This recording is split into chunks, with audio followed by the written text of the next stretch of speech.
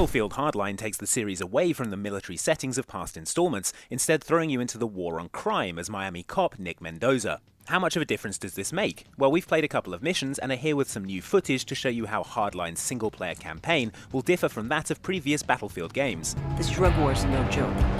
Don't have to tell me. Lost 2 friends in the last 6 months. Patrolman. Yeah, I heard about that. I'm sorry. Me too. This mission introduces you both to being a cop and to the Miami of Battlefield Hardline. It takes you into a rundown neighborhood on the lookout for a low-level thug called Tap, who might be able to give you a lead on a new street drug, liquid cocaine known as Hotshot. You guys looking for Tap? Yeah, you seen him?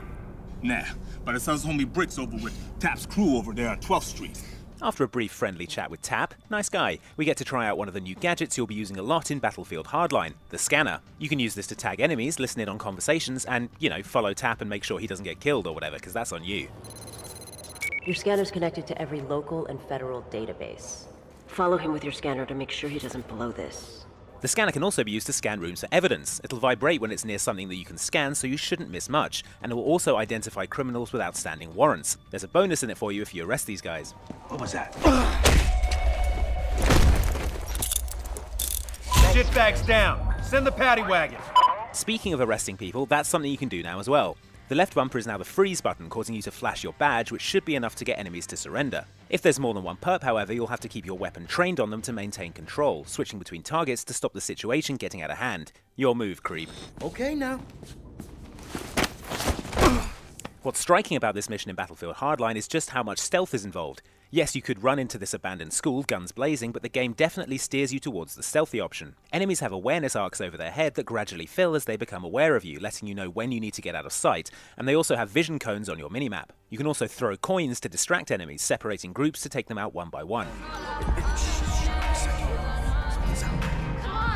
You're scored on being either a loose cannon or a perfectionist, with the latter awarded points for doing non-lethal takedowns and as little collateral damage as possible. If you want to get a look into the lobby, the parking garage on the right has a good vantage. There's a few ways inside. Looks like it.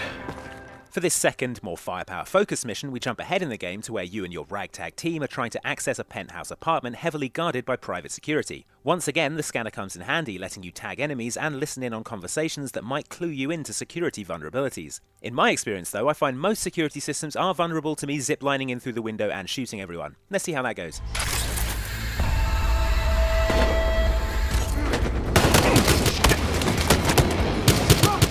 We can also take a quick trip to a weapons crate to tool up for a set-piece battle, sorting ourselves out with laser trip mines for when the baddies start pouring through the door, and night vision goggles for when they kill the lights. Torches when I've got night vision goggles on seems like cheating, guys. Good thing I bought this scanner.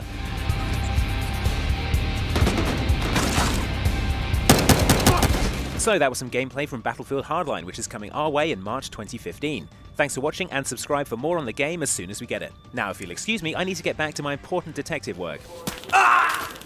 Fascinating, just like the last 5.